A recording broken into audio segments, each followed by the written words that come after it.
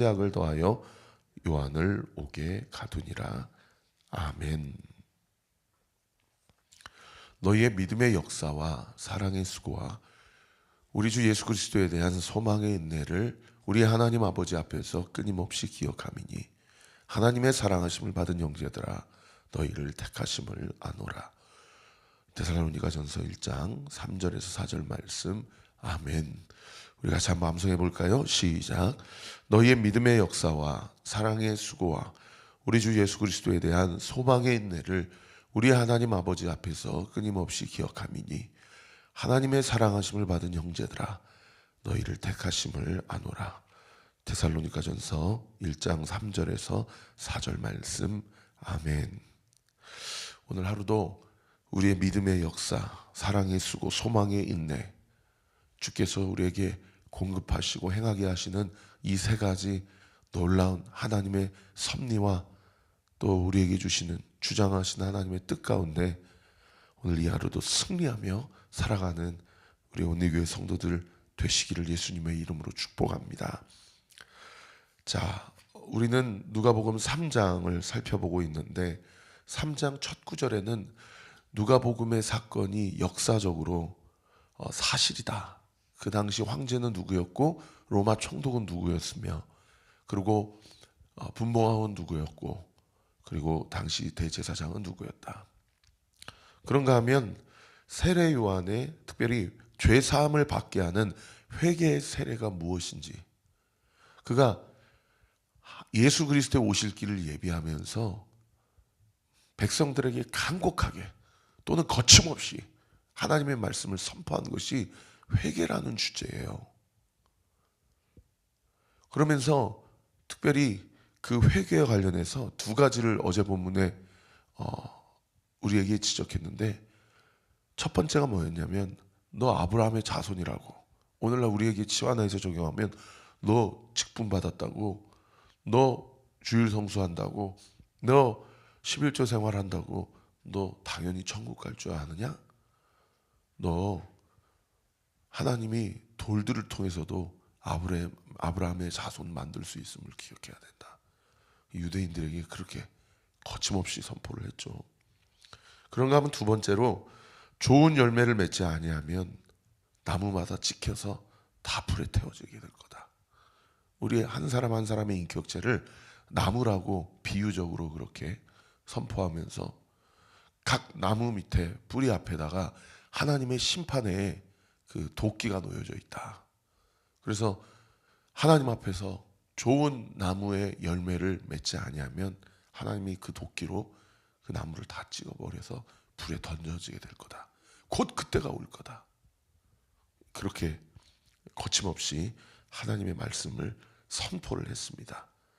이렇게 하나님의 말씀이 선포하니까요, 새 무리가 나오는데 첫 번째는 10절에 대다수의 무리라고 이야기를 합니다.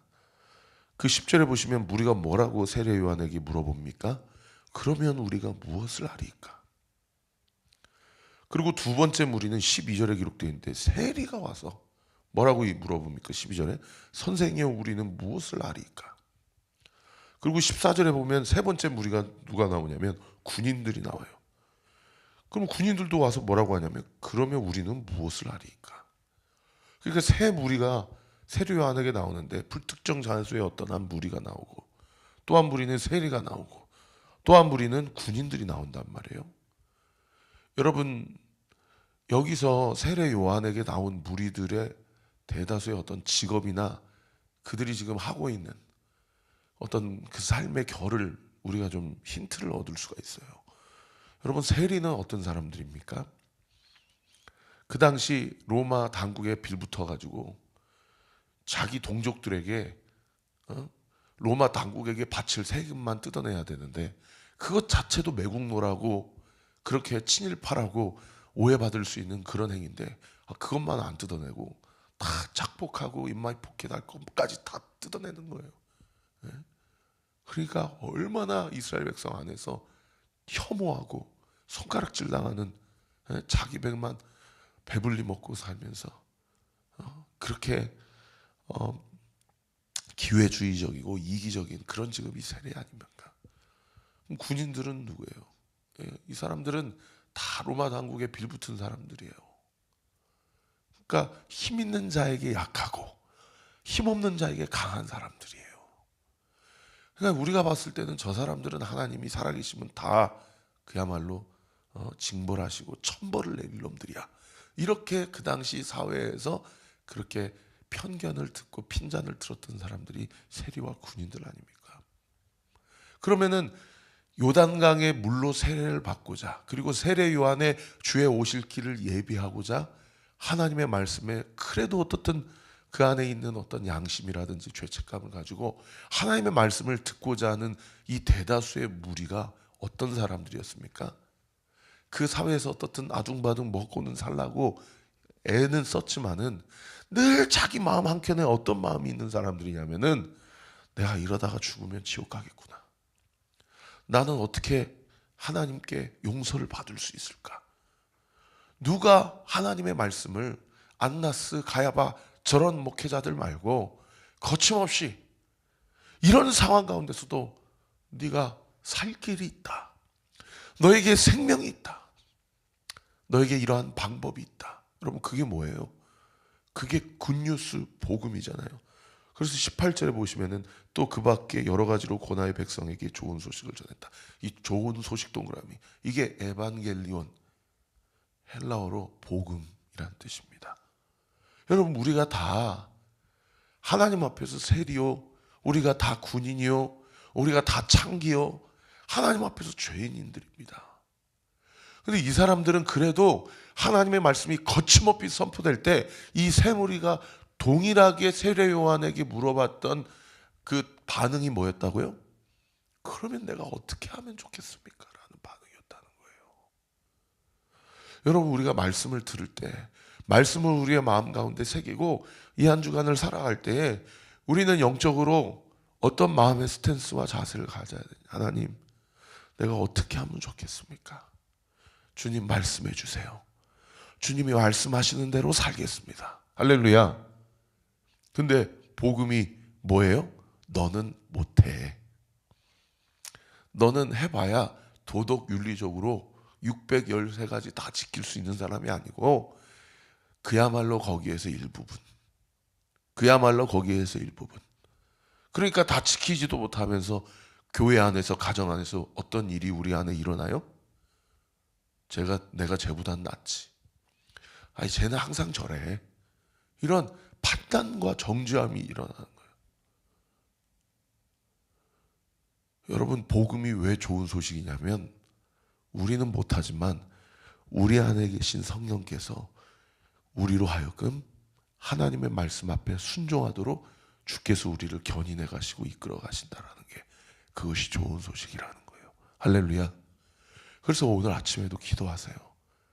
오늘 이 하루도 생각의 한 오락이라도 나는 주님의 마음에 합당한 생각을 할 만한 그런 내 안에 선함이 없음을 고백하오니 하나님 내가 습관적으로 좌절하거나 낙심하거나 또 나도 무의식적으로 하나님 마음 힘들게 하는 그런 믿음의 고백하지 않도록, 믿음의 고백이 아니죠. 그런 엉뚱한 고백하지 않도록 하나님 제 의식과 무의식의 모든 영역을 성령께서 완전히 주장하고 주관해 주세요. 할렐루야. 그게 복음이에요. 성령님이 오늘도 로마서 8장에 얘기하셨어요. 살아계셔서 우리 안에 들어와셔서 우리 마음 가운데 좌정하시고 우리로 하여금 하나님의 뜻과 계획과 말씀대로 살아갈 수 있도록 우리를 주장하시고 도우시고 우리를 온전히 붙드신다라는 겁니다. 할렐루야.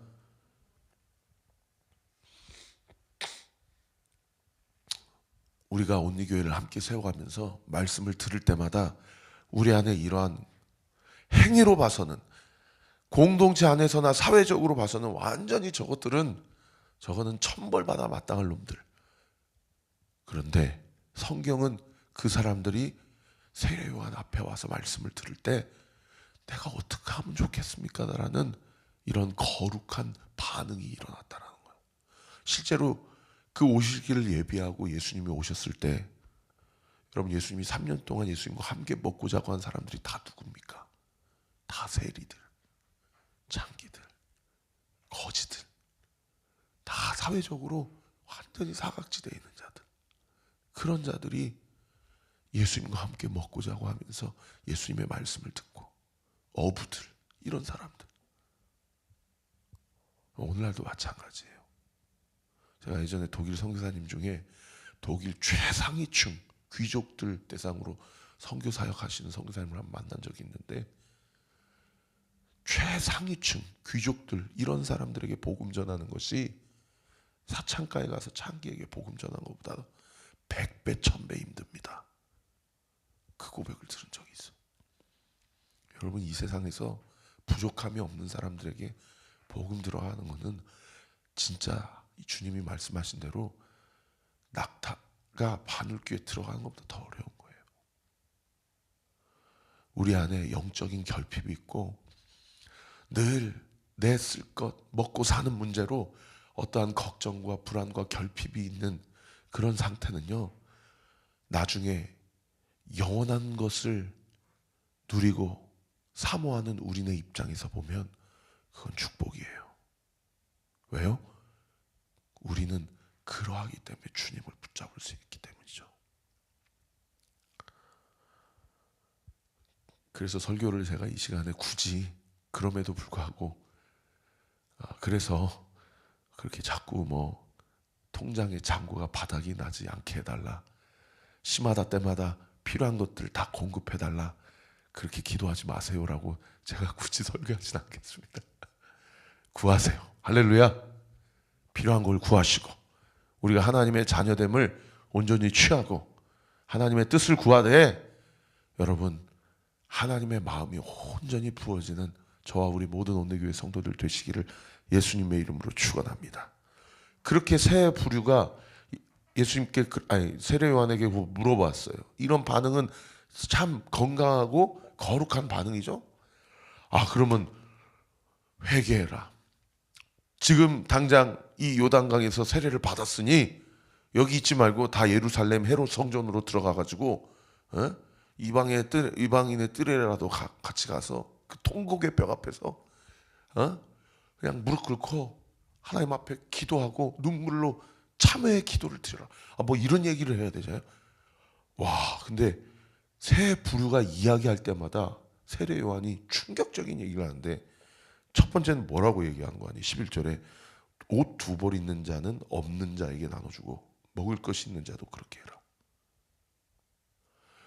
여러분, 저 보세요. 내가 하나님 앞에 회개하면 회개에 합당한 열매를 우리는 하나님을 향하려고 그래요. 그죠? 왜? 회개를 받으시는 분은 하나님이시니까. 근데 성경이 뭐라고 얘기하냐면, 주님을 향해서 돌리지 말고 네 가까운 사람을 돌려라 얘기하는 거야.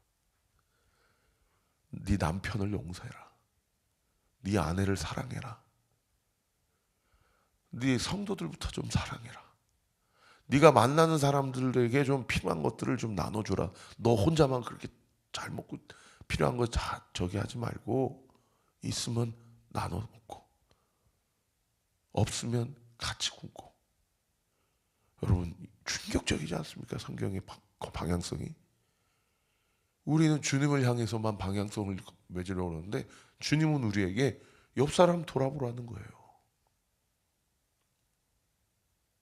온대교회 안에서 마음이 힘든 성도들이 있다면 이번 주 안으로 찾아가서, 내가 이런 마음이 있었는데 하나님이 목사님 말씀을 통해서 너에게 용서를 구하고 이 마음을 풀라라는 마음의 감동을 주셨어. 이제 이 마음을 풀고 싶어. 좋은 거 있으면, 이번에도 성도님들이 김치를 얼마나 많이 갖다 줬는지, 저는 너무 사랑을 많이 받는 목회자여가지고 아주 집별로 그냥 김치 맛을 딱 봐줘. 여러분, 구체적으로 실행하세요. 마음에 묶여 있는 것, 꼬여 있는 거 있으면 그냥 말씀 듣고 끝내지 말고 구체적으로 실천하세요. 말씀이 지난 주일날 말씀처럼 나를 통과해서 그 말씀을 통해서 우리가 4명당 1인 4인 1조로다가 연희교회 그 노인분들 모시고 와가지고 같이 예배 드립시다. 그렇게 적용한 것처럼 우리 교회도 좀 그런 구체적인 적용의 역사가 일어나기를 예수님의 이름으로 축원합니다. 그런가 하면 두 번째로 13절에 뭐라고 얘기하냐면은 부가한 것 외에는 거두지 말라라고 얘기하죠.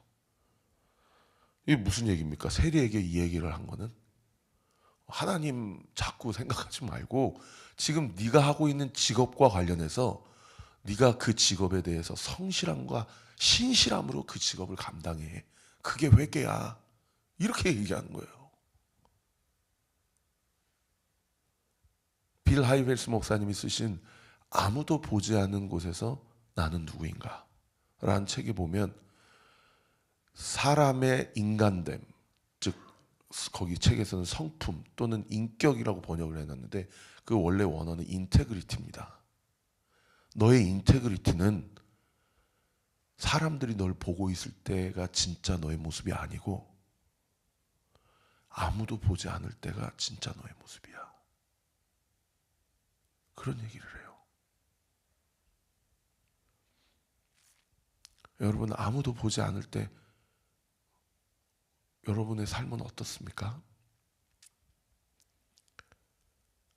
아무도 보지 않을 때 하나님이 나에게 주신 이 직업과 관련해서 주님이 날 보고 계신다라는 마음으로 내가 그 직업과 관련된 성실하고 정직한 일을 행할 때에 그것이 회개라는 거예요. 저는 크리스찬 국회의원들이 아무도 보지 않을 때 정치를 하나님 앞에서 잘했다면 우리나라가 이렇게 안 됐을 것 같아요. 크리스찬 경제인들이, 아니 뭐 거창하게 정치인들이 경제인들 이야기할 것도 없습니다. 지금 각 사회에서 저를 비롯해서 모든 그리스도인들이 아무도 보지 않는 곳에서 정직하게 성실하게 일을 행했다고 그런다면 여러분, 우리나라가 어떻게 되겠습니까? 그리고 마지막 세 번째는 참된 회개는 어떤 회개냐? 14절에 보시면은 강탈하지 말며 거짓으로 고발하지 말고 받는 급료를 족한 줄로 알라. 참된 회개는 뭐냐면 남의 것 빼앗지 않고 그리고 나에게 주어진 것을 감사함으로 족한 줄로 아는 것이에요.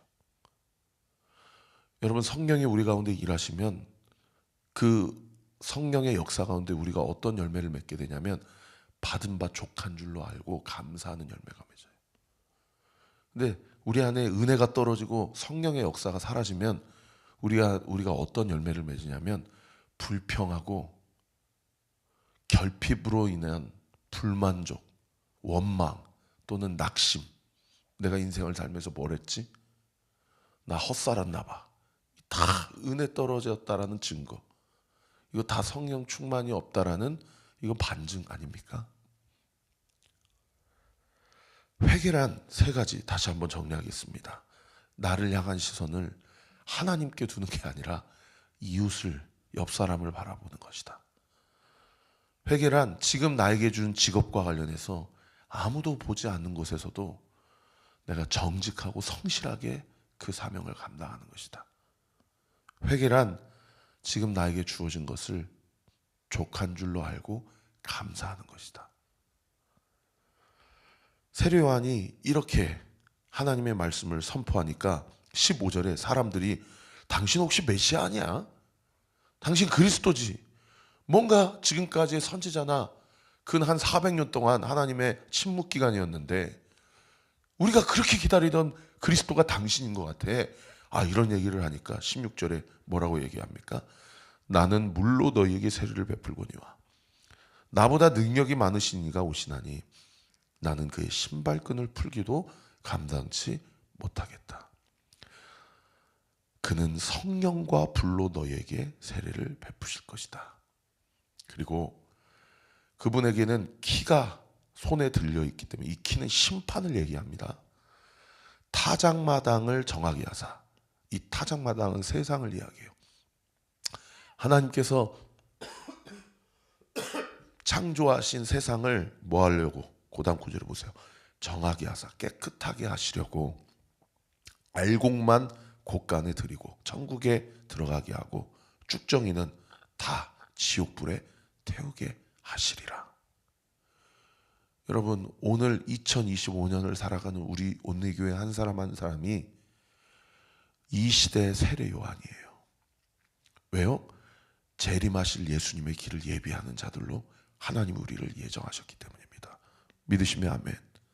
그래서 우리는 앞서 제가 주의해드린 세 가지 진실한 회개를 하나님 앞에 드리고, 당신 뭔가 좀 다른데? 당신의 삶이 뭔가 이 세상 사람들과 좀 달라 라는 이야기를 할 때 우리가 주변에 있는 사람들에게 복음을 전해야 됩니다. 제가 이렇게 사는 이유는 제 안에 그리스도께서 사시기 때문입니다. 그런데 그분은 제 안에 사신다라는 것이 어떤 형이상학적인 표현이 아니고요, 실제로 하늘에 지금 살아계시고 곧 다시 오십니다. 그분이 오시면은요, 불과 성령으로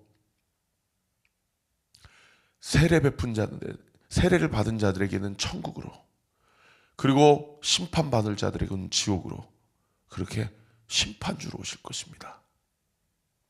여러분, 이번 한 주에 다음 주 명절을 준비하면서 여러분의 친척과 지인들에게 복음 전할 자들이 있으면은 이번 한 주 좀 이름을 불러가면서 기도하세요. 하나님, 입이 떨어지게 해주세요. 복음을 부끄러워하지 않게 해주세요. 나는 복음을 부끄러워하지 아니하노니 이 복음은 모든 믿는 자들에게 구원을 주시는 하나님의 능력이 됨이라. 할렐루야. 모든 믿는 자들에게 무엇을 주신다고요? 구원을 주세요. 그런데 그게 재림 예수님 오실 때까지만이에요. 그 이후에는 더 이상 기회가 없습니다. 알곡은 곡간으로, 쭉정이는 지옥으로. 하나님이 두 번째 오실 때는 구원주로 오지 않으시고 심판주로 오신다고 그랬어요. 우리는 이 복음을, 이 좋은 소식을 전해야 됩니다. 우리 교회는 새생명 축제 따로 안 하잖아요. 여러분, 좀 전도 대상절을 두고 좀 기도하세요. 날마다 그 사람 이름을 불러가며 그렇게 기도하고 복음을 전할 때에 여러분, 때가 되면 반드시 그 영혼이 주께로 돌아오는 놀라운 믿음의 역사, 우리 교회를 통해서 온전히 확증되고 이루어질 줄 믿으시기를 우리 구주 예수 그리스도 이름으로 축원합니다. 기도하겠습니다. 아버지 하나님, 감사합니다. 오늘도 주신 말씀을 다 전했습니다. 복음은 너는 못하지만 내가 너를 통해 할 거야. 너는 그저 나의 음성을 듣고 나에게 순종하기만 하면 돼. 여러분, 하나님께서 우리 사랑하는 성도들에게 순종할 수 있는 힘도 오늘 이 아침에 공급하시는 줄 믿습니다. 오늘 이 아침에 기도해야 될 기도 제목을 생각나게 해주세요. 우리의 시선이 하나님만 바라본다고 한다라는 이유로 주변을 돌아보지 못하는 일이 없게 해주세요. 나에게 주어주신 이 일터에서 내가 정직하고 성실하게 그 사명을 감당하게 해주세요.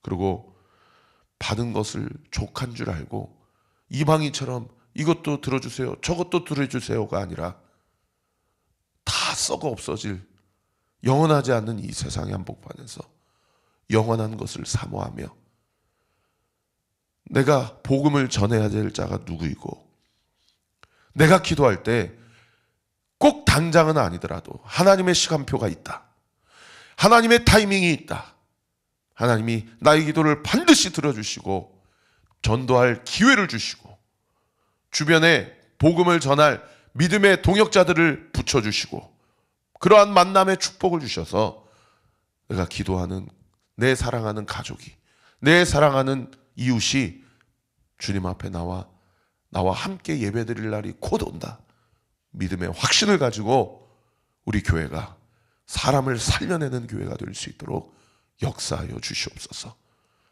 아버지, 제가 다산 중고등학교 교사 선생님들 만날 수 있도록 길을 열어주세요. 이 아이들, 이 주변에 있는 이웃들, 이 건물에 예수님 모르고 그저 돈이 좋아서 돈이면 다인 줄 알고 살아가는 사람들이 아버지 복음을 전할 수 있도록 주님 저희들에게 힘과 기회와 지혜를 주세요. 오늘 이 새벽에 이 시간 예수의 이름으로 명하노니 우리 사랑하는 성도들의 기도가 예수의 이름으로 응답될지어다. 응답될지어다. 응답될지어다. 예수님의 이름으로 기도합니다. 아멘. 지금은 우리 구주 예수 그리스도의 은혜와 하나님의 사랑과 성령 하나님의 위로 교통 충만하심이 주신 말씀 붙잡고 소망으로, 사랑의 수고로, 믿음의 역사로 오늘 이 하루도 주와 승리하기로 결단하는 우리 사랑하는 온리교회 모든 성도들 머리 위에 지금부터 영원토록 함께 하시기를 축원하옵나이다.